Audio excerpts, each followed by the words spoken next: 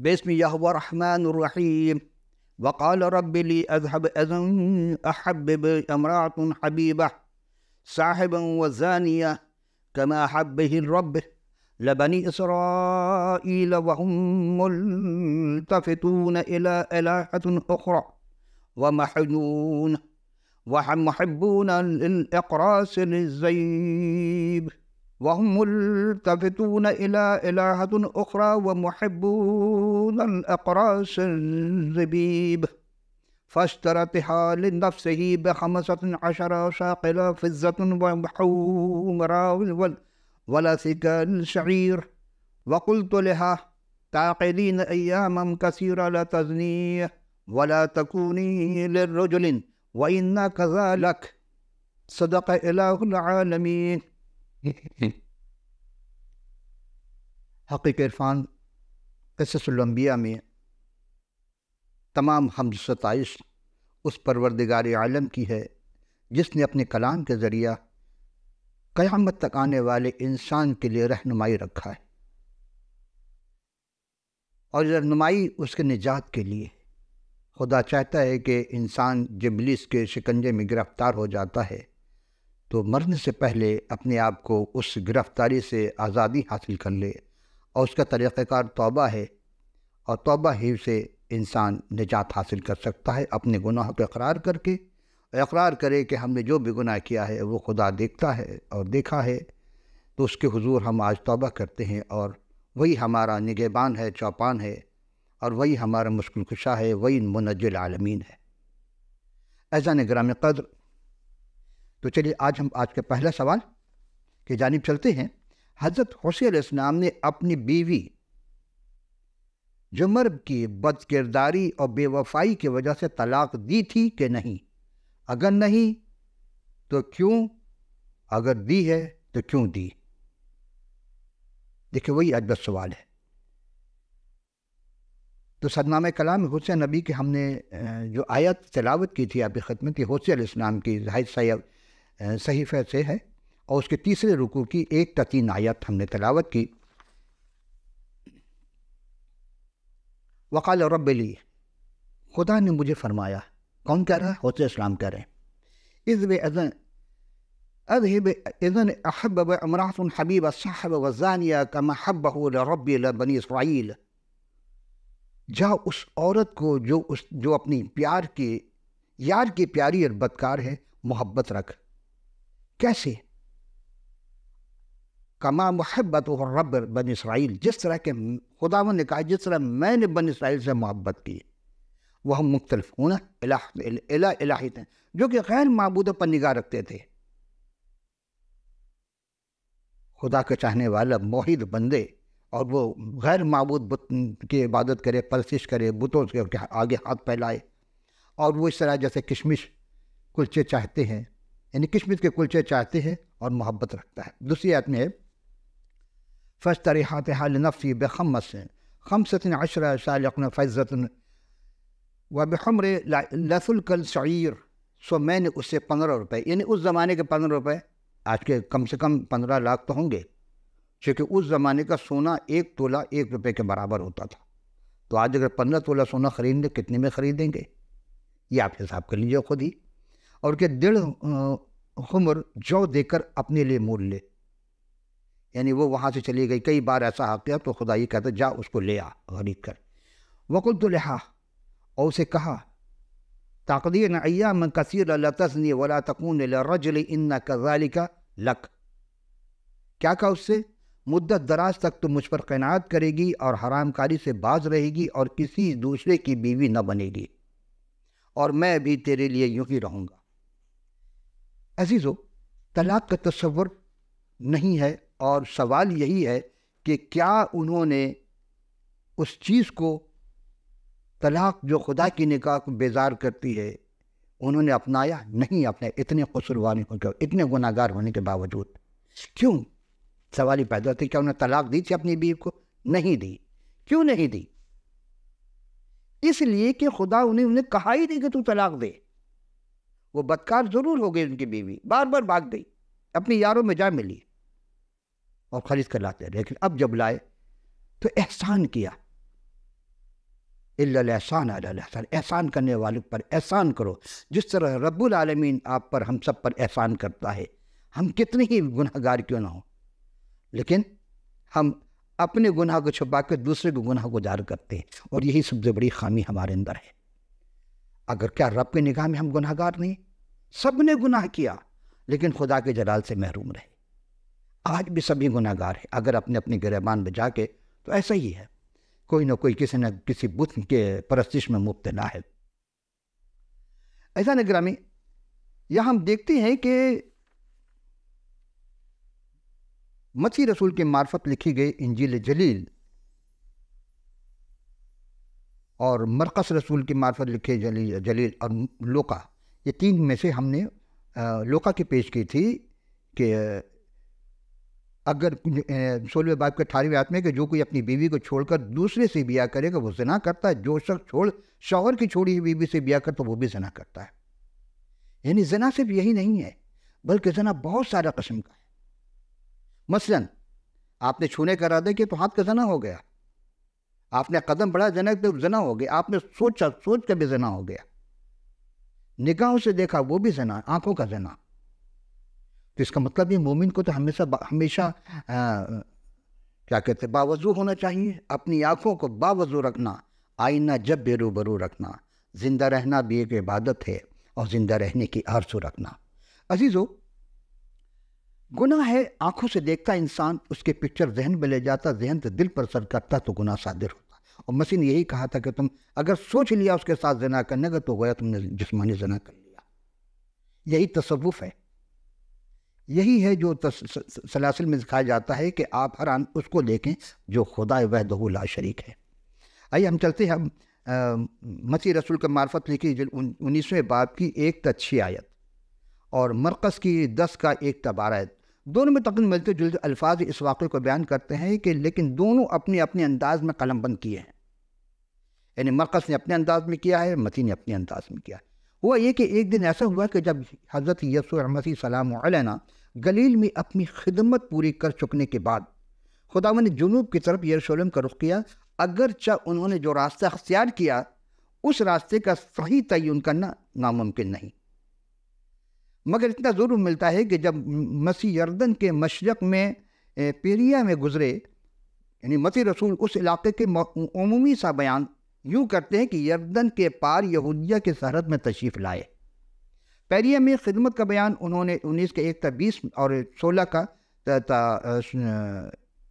16 اور 20 کے 28 میں اس کو واضح طور پر بیان کیا، آپ وہاں جا کر اس کا مطالعہ کر سکتے ہیں۔ تو جب یردن پار کر کی یہودیہ میں تشریف لائے، یعنی جلوہ افروز ہوئے، اب وہ لکھتے ہیں 19ویں باب کی 30 آیت میں کہ ایک بھیڑ جمع غفیر شفا حاصل کرنے کی غرض سے ان کے پیچھے چلی۔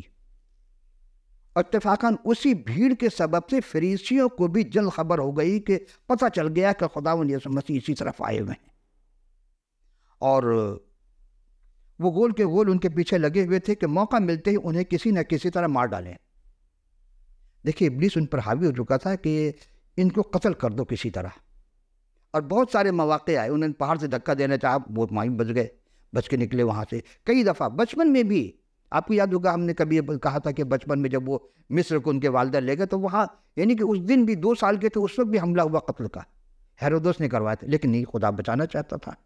تو یہاں بھی وہ فریسیوں نے کسی نے کس طرح حضور مسیح کی زبان اقدس سے ایسی باتیں کہلوائے جس سے انہیں پھنسایا جا سکے، یعنی غصہ دلا دیتے تھے، لیکن وہ جو کلمت اللہ ہو اس کے زبان سے نکلے الفاظ پتھر کی لکیر نہیں ہے، بلکہ قیامت تک آنے والوں کے لیے مشعل راہ ہے۔ انہوں نے سوال کیا کہ کیا ہر ایک سبب سے، اب یہ سوال ہے، فریسیوں نے سوال کیا کہ کیا ہر ایک سبب سے اپنی بیوی کو چھوڑ دینا روا ہے؟ عزیزو، یہ طلاق ہی کے متعلق گفتگو ہو رہی ہے، جو ہم نے گزشتہ نشست میں بھی، اور یہ آخری نشست ہے تیسری، یعنی طلاق دینا جائز ہے یا نہیں؟ جائز ہے، انہوں نے کہا۔ وہ کوئی بھی جواب دیتا تو یہودیوں کا ایک نہ ایک طبقہ ضرور سخت ناراض ہو جاتا، اور ایک طبقہ فکر طلاق کے بارے میں خاصاً آزاد خیال تھا، جبکہ دوسرا انتہائی سخت۔ آج بھی ہمارے یہاں ہے، لوگ کہتے ہیں کہ خدا نہیں ہے، احمقوں نے کہا خدا نہیں ہے، کلام میں لکھا ہے، امثال میں۔ مطلب یہ ہے کہ وہ گناہ اس لیے کر رہے ہیں کہ ہم تاکہ جواب دہ نہیں ہو سکتے خدا کی بارگاہ میں، اور جبکہ خدا جو ہے اس کے بارگاہ میں سب کو جواب دینا ہے. فَمَن يَعْمَلْ مِثْقَالَ ذَرَّةٍ خَيْرًا يَرَهُ وَمَن يَعْمَلْ مِثْقَالَ ذَرَّةٍ شَرًّا يَرَهُ. جس نے ذرہ برابر خیر کیا ہو اس کو بھی اس کا جزا ملے گا، اور جس نے ذرہ برابر شر کیا ہو اس کو بھی اس کو سزا ملے گی. جزا اور سزا ہے. تو عزیزم، یہاں چند ساتھ اپنے اس موضوع کو توقف کرتے ہوئے آپ سب کی خدمت عالم عرض کرتے چلیں کہ پہلے فریسی کسے کہتے ہیں؟ فریسی یا فریسیوں لغت پہ. اصل فروز و لغات کے صفحہ 932 میں فریسی کا معنی انہوں نے انگلش صفت میں لکھا ہے، ایڈجیکٹیو ہے یہ، یعنی قدیم یہودی فرقہ جو رسم پرستی ظاہرداری میں مشہور تھا، یعنی رسم میں ظاہر پرست لوگ تھے وہ. اور دوسری میں ہم کتاب مقدس کے جو لغت ہے قاموس الکتاب کسی مشہور، جس میں تقریباً 5000 سے زائد الفاظ ہیں، یونانی، عبرانی وغیرہ متن کے حوالے جات کے ساتھ مرقوم ہے، اس میں مرتب کیے گئے، اور اس کے صفحہ 699 اور 701 میں فریسی اور اس کا جمع فریسیوں سے متعلق کافی معلومات ذخیرہ ہے اس میں. اگر آپ کے پاس ہے تو ٹھیک ہے، ورنہ ہم پیشگی دیتے ہیں کہ عبرانی میں پروشون کہتے ہیں، اور یونانی میں فریسیائی. دراصل آقا اور مولا خداوند یسوع مسیح کے عہد میں یہودیت میں 3 بہت اہم فرقے تھے، اور ایک صدوقی، دوسرا اسینی، تیسرا ہے فریسی. لیکن اس میں جو فریسی تھے، فرقہ فریسی سب سے زیادہ بااثر تھے، اور یہودیوں کی اس کٹر فرقے، یعنی اس کے بارے میں اعمال کے 26 باقی 5 میں ابتدائی فرقوں کے نام دیے گئے ہیں، صدوقی، اسینی اور فریسی. لیکن حضور مسیح نے ان فریسیوں کو مخاطب کر کے اسفار الخمسہ، اب آپ کے لیے شاید نیا لفظ ہو، خمسہ تو سمجھ میں آئے ہوگا آپ کو، 5واں افسار سفر سے نکلا ہے. اس کے معنی وہ 5 کتاب میں جو حضرت کلیم اللہ علیہ الصلوۃ والسلام، جس کو توریت کہا تھا، اس میں 5 کتابیں ہیں. اس میں سے انہوں نے سوال کیا. کیا؟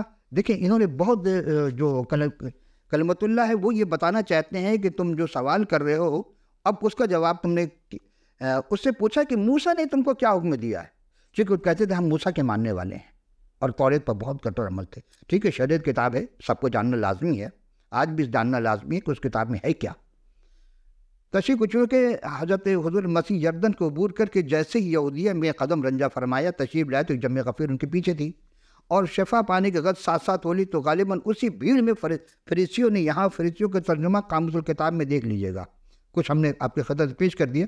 تو اس وقت مسیح کہاں تشریف رکھے ہوں گے انہیں پتہ چل گیا، اور اسے ٹو میں لگے تھے، اور پیچھے سے جا کے انہوں نے سوال گڑھ لاتے ہیں کہ لیکن اپنے منہ سے کھاتے ہیں. یعنی جیسے جب انہوں نے سوال کیا، مسیح نے وہ جواب دیا کہ انہیں اپنے منہ کی کھانی پڑی، خود ہی شرمسار ہو جاتے تھے. اور اب کے باہر بھی اپنے جاننے میں بڑی تاگ و دو کے ساتھ تیاری کر کے آئے کہ کیا ہر ایک سبب سے اپنی بیوی کو چھوڑنا روا ہے، کیا طلاق دینا جائز ہے. تو مسیح نے وہی جواب دیا. ایک طبقہ جو سخت ناراض تھا اسی نے سوال کیا، اور انہوں نے کیا پوچھا؟ کلمت اللہ کے زبان اقدس سے نکلے الفاظ کہ ایک مرد یعنی اور ایک بیوی، جس خدا نے مرد اور عورت کو خلق کیا، یعنی آدم اسلام اور حضرت حوا کا تذکرہ کر رہے ہیں. مقصد یہ ہے، حوا سے غلطی ہو گئی، نعوذ باللہ، ٹھیک ہے، کوئی بات نہیں، انہوں نے اس پھل کو کھایا اور آدم کو بھی کھلا دیا.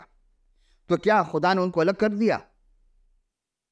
جوڑی بنائی تھی نا آدم اور حوا کی، کیا دونوں کو الگ کر دیا؟ نہیں، دونوں کو کہا کہ تم یہاں سے نیچے اترو، اور ابلیس کو بھی وہاں سے نکال باہر کیا.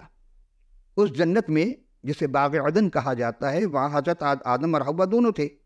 یہ پوری داستان آپ کے پاس ہے، قرآن کے بھی اور کتاب مقدس کے بھی. تو جب وہ غلطی ہو گئی، وہ گناہ ہو گئے، آپ جو بھی اس کا نام دے دیں، ترک اولا ہو گیا، تو کیا وہاں سے دونوں کو جدا کر دیا تھا کہ آدم تم ادھر جاؤ، رہ نہیں سکتے، حوا سے کہا تم ادھر جاؤ، تم دونوں ایک دوسرے کے بالکل الگ رہو؟ نہیں، ایسا نہیں ہے. بہت سی کہانی گھڑی گئی ہوگی. دونوں کا کہا کہ تم دونوں ساتھ رہو، اور زمین پر جاؤ، اب زمین پر تم اپنے انتظام کرو کھانے پینے کا، یعنی زمین جوتنا اور وہ کرنا. تو اس مرد اور عورت کے خلق کے بارے میں اس کے فیصلے کے مطابق ازدواجی رشتہ خدا کو اتنا پسند ہے، اس نے کہا کہ والدین کے ساتھ رشتے کی سبقت لے جاتا ہے. کیا کہ مرد اپنی عورت سے ملے گا، اپنی بیوی سے ملا رہے گا، اور ماں باپ سے جدا رہے گا. تو اس نے یہ بھی بتایا کہ وہاں پہ شادی کے 2 شخصوں کا ملاپ ہوتی ہے.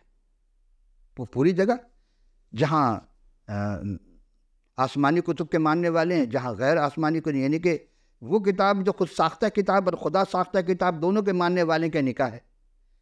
دیکھیں ہندو مذہبی بھی تو نکاح ہوتا ہے، وہاں بھی طلاق ہو جاتی ہے، لیکن وہاں بھی نہیں ہوتی بعض. تو ایسا ہی ہے کہ دو شخصوں کا ملاپ ہوتی ہے، تو خدا کا یہ ارادہ ہے کہ جو ملاپ خدا اس میں قائم کیا ہے اسے انسانی فیصلہ یا عمل سے توڑا نہیں جا سکتا. یہی وجہ تھی کہ حضرت ہوشیہ نے اپنی بیوی کو طلاق دی کہ نہیں دی. یہ سبب تھا نہیں دی. کیوں؟ اس لیے کہ جو ہم نے آپ کو سرنامہ کلام میں جو آیت پیش کی تھی اس کا یہی لب و لباب تھا کہ ہوشیہ نے اس چیز کو ترک نہیں کیا، یعنی بیوی کو چھوڑا نہیں. جب جب وہ گئی اپنی یاروں میں اسے لے آئے. حکم خدا تھا، حالانکہ غصہ تو آیا ہوگا، مرد تھے وہ، لیکن حکم خدا کی پاسداری ان پر لازمی تھی. اچھا انہوں نے طلاق کیوں نہیں دی؟ پھر سوال آپ کے ذہن میں آ رہا ہوگا کہ ہوشیہ نے طلاق کیوں نہیں دی؟ اس لیے خدا نے ان کو کہا ہی نہیں طلاق دینے کے لیے. جس کام کو خدا نے نہیں کہا تو وہ کیسے کرتے؟ تو پوری انسانیت کے لیے قیامت تک نمونہ ہے کہ خدا طلاق نہیں چاہتا ہے، کسی کا گھر برباد نہیں چاہتا ہے. ٹھیک ہے رنجشیں ہو جاتی ہیں، سپریشن ہونا چاہیے، کچھ دیر کے علیحدگی ہو جائے. یہاں بھی انہوں نے یہی کیا تھا. حضرت ہوشیہ نے کچھ عرصے کے لیے بیوی کو لے تو آئے، کہنے کا اچھا تو اب الگ رہے گی، میں بھی برداشت کروں گا. اور پھر یعنی خدا نے ہوشیہ کو حکم دیا تھا کہ بازار میں جا کر اپنی بے وفا گنہگار خرید کر کے لا. وہ لے آئے. اور ایک لونڈی کی قیمت ہوتی تھی اس زمانے میں، جیسے ہم نے کہا کہ وہ 15 روپے اور ایک خمر جاؤ، 1.5 خمر جاؤ. اس کے بعد مدت دراز تک کوئی ازدواجی تعلق نہ تھا، کافی عرصہ سپریشن تھی، علیحدگی ہو جائے. یہاں یہ سبق ملتا ہے کہ جب بھی میاں بیوی میں اگر کوئی چیز ناچاقی ہو جائے تو دونوں الگ ہو جائیں، طلاق نہ ہونے پائے. جو خدا چاہتے نہیں طلاق ہو، کیونکہ جو طلاق دے گا وہ اپنی بیوی سے زنا کراتا ہے، اور جو اس سے بیاہ کرتا ہے طلاق بیوی سے خواہ وہ بھی زانی ہو جاتا ہے. اسی لیے آپ کو یاد ہو کہ شروع میں ہم نے جب ایک آیت قرآن شریف کی تو صورت اس کی پڑھی تھی طلاق کی، اس میں زانیہ کا بھی لفظ آیا تھا. اب اسی طرح ہم دیکھتے ہیں کہ پھر کیا ہوا. تو بعد ازاں اس کی یہ پوری ازدواجی حیثیت بحال ہوئی. یہ اسرائیل قوم کے لیے بھی ایک ماضی، حال اور مستقبل کی تصویر ہے. ہر انسان کا جو بھی ہے بالغ ہونے کے بعد ضرور سے گناہ ہوتے ہیں، اور پھر وہ جب شادی کرتا ہے تو سوچتا ہے کہ میری بیوی پاک و پاکیزہ ہو، تو اس کو بھی تو پاک و پاکیزہ ہونا چاہیے. بھئی پارسائی کے جامع پہن کر انسان پارسا نہیں ہے تو اس کو اندر سے پارسا ہونا پڑتا ہے تاکہ وہ خدا کے احکام کی پوری پاسداری کرے. تو یہودا کے بے وفائی کر کے دوسرے یاروں اور بتوں کی یعنی پیچھے بھاگتی رہی ہے. بنی اسرائیل میں جو 2 قوم تھے، ایک اسرائیلی تھے اور ایک یہودا تھے. اسرائیل تو پھر بھی توبہ کر لیتے لیکن وہ نہیں کرتے تھے. یہ اس کی طرف اشارہ ہے. اور چونکہ اس زمانے میں حضرت ہوشیہ تھے تو ان کے بیوی کے ذریعے ان کو مثال دی گئی تھی. یہ وہ اصل بات تھی. اب ہم دوسرے سوال کی جانب چلتے ہیں کہ پروردگار عالم. اچھا ایک اور چیز، یہ جب قربانی کرتے روتے گاتے تھے سب کرتے تھے، لیکن وہی بت پرستی پہ خدا کی طرف نہیں آئے. اگر آ جاتے تو خدا اتنی بڑی قربانی نبی کے ذریعے نہ دلواتا. نبی اپنے زمانے کا پیشوا ہوتا ہے، رہنما ہوتا ہے، راہبر ہوتا ہے، لیڈر ہوتا ہے، کمانڈر ان چیف ہوتا ہے. اس کے پاس روحانی پاور بھی ہوتی ہے اور جسمانی طاقت بھی. تو خدا دونوں کے ذریعے اس کو آزماتا ہے اور پوری قوم کو ایک رہنما بناتا ہے کہ دیکھو ایسا ہونا چاہیے. تو جو خدا کا ہوتا ہے وہ خدا کے احکام پر چلتا ہے، جو ابلیس کا بن جاتا ہے وہ اس کے کارنامے پر چلتا ہے. تو دونوں چینل چل رہے ہیں اس وقت. آئیے ہم دوسرے سوال کی جانب چلتے ہیں. دوسرا سوال ہے کہ کیا خدا تعالیٰ بھی اپنے کن لوگوں سے اس کے ساتھ جھگڑا کرتا ہے اور کس سبب سے؟ جھگڑا تو ہوتے ہیں، کیا خدا بھی جھگڑا کرتا ہے کہ نہیں؟ جی ہاں، اس میں یہ ہے کہ جو لوگ گناہ کرتے ہیں یعنی خدا اپنے لوگوں سے جھگڑتا ہے، کیونکہ ان میں جب بے وفائی، بے ایمانی، بے موری، بے دینی، بد زبانی، عہد شکنی اور خون ریزی، چوری، حرام کاری اور ہر وہ برائی، ذخیرہ اندوزی. دیکھیں ہمارے کیا ہوتا ہے، آپ کیا سمجھتے ہیں کہ چند ٹکے لے کر کے 100 روپے کی چیز کو 200 میں اور 200 کی چیز کو 600 میں آپ بچوا رہے ہیں. آپ کس کا گلا کاٹ رہے ہیں؟ اپنے بھائیوں کا. عزیزو خدا کو تو جواب دینا ہے. آپ ہنس رہے ہیں کہ ہاں ہم نے بڑے پیسے کما لیے. عزیزو ہر درم ہو گئے اور معرفت الہی سے دور ہوتے چلے گئے. علم و دانش ان کے اندر سے مفقود ہو گئی. خدا کے لوگ عدم معرفت سے ہلاک ہو جاتے ہیں اور خدا کی شریعت کو بھول جاتے ہیں. جب گناہگار، جب لوگ بت پرستی میں چلے جاتے ہیں، جب بھی گناہ کرتے ہیں، خدا اس سے بھی ناراض ہوتا ہے. اور یہودا سے بھی اپیل کی تھی، وہ بھی شاہی خاندان یعنی کہ عمرا اور علماء جب بگڑ جائے قوم بگڑ جاتی ہے، اور یہ دونوں طبقہ بگڑ چکا ہے. اب مانے یا نہ مانے، ممکن ہے بعض لوگ ناراض ہوں گے، 5 سے 10% لوگ نیکوکار ہیں جن کی وجہ سے ابھی دنیا باقی، زحمت زمین باقی، ورنہ اعمال تو ایسے نظر آ رہے ہیں کہ ساری چیز تباہ کر دے گا خدا. عزیزو، ہم تیسرے سوال جانتے ہیں، اسرائیل کا توبہ کرنے اور خدا کی برکت سے بہرمند ہونے کی تلقین کیا ہے یہ؟ آئیے ہم دیکھتے ہیں. اسرائیل کو توبہ کرنے کی تلقین کرتا خدا بار بار کہ توبہ کرو. آج بھی توبہ کرو کہ خدا کی بادشاہی قریب آ رہی ہے. توبہ کرو اس لیے کہ کوئی ہے آسمان پر جو آنے والا ہے. اور وہ سورہ بقرہ کی آیت نمبر 210 کا ترجمہ آپ کے ذہن میں اگر ہے کہ لوگ اس بات کے منتظر ہیں کہ اللہ آسمانوں سے اپنے فرشتوں کے درمیان ہوتا ہوا آئے اور فیصلہ کر دے. آئیے ہم دیکھتے ہیں ہوسیہ علیہ السلام کا صحیفہ، اس کے 4 باب کی ہم 1 تا 4 آیت کی تلاوت کرتے ہیں کہ 6 آیت کی کیا توبہ کا کیا کہا انہوں نے. اے بنی اسرائیل، خداوند کا کلام سنو. صرف بنی اسرائیل کے لیے، قیامت تک کے لوگوں کے لیے، لیکن چونکہ اس وقت بنی اسرائیل مخاطب تھے اسی لیے، کیونکہ اس ملک کے رہنے والوں سے خدا کو جھگڑا ہے، کیونکہ یہ ملک راستی اور شفقت اور خدا شناسی سے خالی ہے. بد زبانی، عہد شکنی، خون ریزی، چوری اور حرام کاری کے سوا کچھ نہیں ہوتا. وہ ظلم کرتے خون پہ خون ہوتا ہے. اس لیے ملک ماتم کرے گا اور اس کے تمام باشندے جنگلی جانور کے، ہوا کے پرندوں سمیت ناتواں ہو جائیں گے، بلکہ سمندر کے مچھلیاں بھی غائب ہو جائیں گی. تو بھی کوئی دوسرے کے ساتھ بحث نہ کرے اور نہ کوئی اسے الزام دے، کیونکہ تیرے لوگ ان کے مانند ہیں جو کاہن اور بحث کرتے ہیں. پورے ملک میں مناظرہ ہو رہے ہیں، ایک دوسرے کو نیچے دکھایا جاتا ہے، لیکن خدا کے کلام پہ کون عمل کر رہا ہے؟ حقیقت عرفان کا مقصد یہ ہے کہ آپ حقیقت کو سمجھیں کہ ہم خدا سے دور ہیں. خدا تو ہم سے دور نہیں ہے. نحن اقرب الیہ من حبل الورید، وہ تو ہمیں شہرات سے زیادہ قریب ہے، ہم اس سے دور ہو گئے. وہ کہتے ہیں ہم تجھے بھولے لیکن تو نہ ہم کو بھول جا. وہ تو نہیں بھولا، ہم اسے بھول گئے. اور 5ویں آیت میں کہ اس لیے تو دن کو گر پڑے گا اور تیرے ساتھ نبی بھی رات کو گرے گا، اور میں تیری ماں کو تباہ کروں گا. یعنی پورے زمین کو خدا تباہ کر دے گا. حضرت حوسی علیہ السلام اپنے قوم کے لیے دعا کرتے ہیں. عزیز و دعا کے معنی التجا، گزارش، ریکویسٹ، مناجات، گلگلا کر خدا کو سٹونا. کیا کہہ رہے ہیں کہ اے اسرائیل، خدا اپنے خدا کی طرف رجوع لا، کیونکہ تو اپنی بدکاری کے سبب سے گر گیا. یہ صرف اسرائیل کے لیے نہیں عزیزو، قیامت تک کے لوگ، آج ہمارا ملک بھی، آج ہمارے دیکھیں کیا حشر ہے ہمارے ملک کا، سب گر گئے. کلام لے کر خدا کی طرف رجوع لاؤ اور کہو کہ ہماری تمام بدکاری کو دور کرو. ہم انسانوں پر تکیہ کر رہے ہیں، خدا پر نہیں.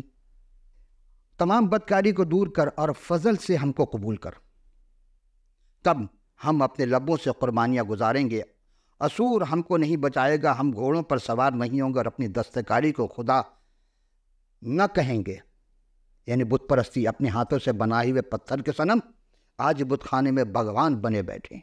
ہر کسی نے اپنے لیے الگ بت بنا لیا ہے، کیونکہ یتیموں پر رحم کرنے والا تو ہی ہے. کیا آج یتیموں پر، بیواؤں پر رحم ہو رہا ہے؟ مفت کا مال سمجھ کر کھا جاتے ہیں، یتیموں بیواؤں کے نام سے لیتے ہیں لیکن خود کھا جاتے ہیں، اپنے بینک بیلنس بڑھا رہے ہیں. یہ تمہیں آگ کے انگارہ اور سانپ کی طرح ڈسے گا. آئیے، اب وقت کم ہے. خدا اسرائیل کی نئی زندگی کے لیے کیا وعدہ کرتا ہے؟ اور خدا انک لا تخلف المیعاد، اور خدا سے زیادہ وعدہ کرنے والا کون ہے؟ اس نے اپنے وعدے کو ہمیشہ سچا کر دکھایا. میں اس کے برگشتگی کا چارہ کروں گا، میں کشادہ دلی سے ان سے محبت رکھوں گا، کیونکہ میرا قہر ان پر سے ٹل گیا. ایک وقت ہوتا ہے خدا اپنا قہر نازل کرتا تاکہ انسان سدھر جائے، بندے سدھر جائیں، واپس توبہ کر لے اور اس کی طرف رجوع لائے. تو خدا پھر اپنے آسمان کے دریچے کھول کر کے رحمت کے بارش برساتا ہے. یہ بارش نہیں جو سیلاب کی شکل میں آتے ہیں، نہیں، وہ باران رحمت نہیں، وہ رحمت ہے جس میں برکت ہی برکت ہوتی ہے. فصل تباہ نہیں ہوتے بلکہ فصل میں برکت ہوتی ہے. جب انسان توبہ کرتا ہے، عالم بالا پر اس کی وہ پذیرائی کی جاتی ہے، خوشیاں منائی جاتی ہے. عزیزو سوچو، اس زمین پر رہ کر ہم گناہ کرتے ہیں، اور جب توبہ کرتے تو آسمان کے فرشتے، یعنی اس عالم بالا پر فرشتے جو ہیں مقربین، وہ خوشیاں مناتے کہ آج خدا کے ایک بندہ نے توبہ کیا ہے. تو موقع ہے. پھر میں بنی اسرائیل کے لیے اوس کے مانند ہوں گا. وہ سوسن کی طرح پھولے گی اور لبنان کی طرح ان کی جڑیں پھیلائیں گی اور اس کی ڈالیاں پھیلیں گی اور اس میں زیتون کے درخت کی خوبصورتی اور لبنان کی خوشبو ہوں گی. اس کے زیر سایہ رہنے والے بحال ہو جائیں گے. وہ گیہوں کے مانند تر و تازہ اور تاگ کے مانند شگفتہ ہوں گے. عزیزو، ہر وہ نعمت کے خدا ذکر کر رہا ہے. زیتون سے تیل حاصل کیا جاتا ہے اور گندم جو اسے آٹا وہ بنائی جاتی ہے. ہر وہ چیز جو یعنی ان سے شہرت لبنان کی میں کسی ہوگی. افراہیم کہے گا کہ اب مجھے بتوں سے کیا کام. یہ کب ہم کہیں گے کہ ہم کو بتوں سے کیا کام. میں خداوند نے اس کی سنی اور اس کے نگاہ کروں گا. میں سرو کی مانند ہوں اور تو مجھ پر ہی برومند ہو. کیا آج ہم برومند ہیں؟ ہم اپنے گناہوں سے توبہ کر رہے ہیں؟ کب کریں گے؟ موت کس وقت آ جائے کوئی پتہ نہیں. بوڑھا باپ رہ جاتا، جوان بیٹا چلا جاتا ہے. آخری گفتگو، کیونکہ اب دامن وقت میں گنجائش نہیں ہے، لیکن حاصل کلام جو 3 نشست میں ہماری اور آپ کے درمیان گفتگو ہوتی رہی اور آپ کو برکتیں ضرور ملی ہوں گی کہ دانش مند کون ہے. وہ یہ باتیں سمجھے اور دور اندیش کون ہے جو ان کو جانے. کیونکہ خداوند کی راہیں راست ہیں اور صادق ان پہ چلیں گے، لیکن خطا کار ان میں گر پڑیں گے. اب اگر ہمیں گرنا ہے تو ہمیں خطا کار کے سامنے ہونا ہوگا، اور اگر ہمیں سنبھلنا ہے، دانش مندی کا مظاہرہ کرنا، حکمت اور دور اندیشی خدا کی راہوں پر چلنے اور اس پر پابندی کرنے سے حاصل ہوگی. رب ذوالجلال ہم سب کی خطاؤں، گناہوں، لغزشوں کو معاف فرمائیے گا. ہماری اولاد کی، ہمارے والدین سے جو غلطی ہو گئی، ملک عنان کے لیے دعا کیجیے کہ خدا ہمارے ملک کو برکت عطا کرے. حاسدوں کو حسد سے، بغضوں کے بغض سے، شرارت سے، ابلیس کے حملوں سے خدا ہر ایک کو محفوظ رکھے. ہر بیماروں کو شفائی کلی، صحت کاملہ عاجلہ عطا فرمائے، خواہ وہ گھروں میں یا اسپتالوں میں. جس گھر میں بیٹی جوان ہے، خدا اس کو نیک و صالح بر عطا کرے. رب العالمین ہم سب کی دعا کو قبول فرمائیے اس نور اقدس کے وسیلے سے جو وجہ تخلیق کائنات ہے. آمین. عزیزم، چلتے چلتے کہ اگر آپ کے پاس ابھی دکھائے جا رہے ہیں واٹس ایپ، ٹیلی فون نمبر، ای میل، جو بھی آپ کو اویلیبل ہو، آپ ہم پورا پتہ لکھ بھیجیے. اپنے قیمتی آراء سے آگاہ کیجیے گا. اگر آپ کے پاس کتاب مقدس نہیں ہے تو ہم آپ کے مکمل پتہ بھیجیے تاکہ ہم آپ کی خدمت میں دیے ہوئے پتے پر کتاب مقدس فی سبیل اللہ ارسال کر دیں. تو اگلی نشست میں ہم پھر حاضر ہوں گے. اس وقت ہم ایک یوئل نبی کے نام سے ان کے صحیفہ سے ہم گفتگو کریں گے. تو اگر کوئی سوال ہو تو آپ ضرور کیجیے گا. اجازت. خدا حافظ و ناصر.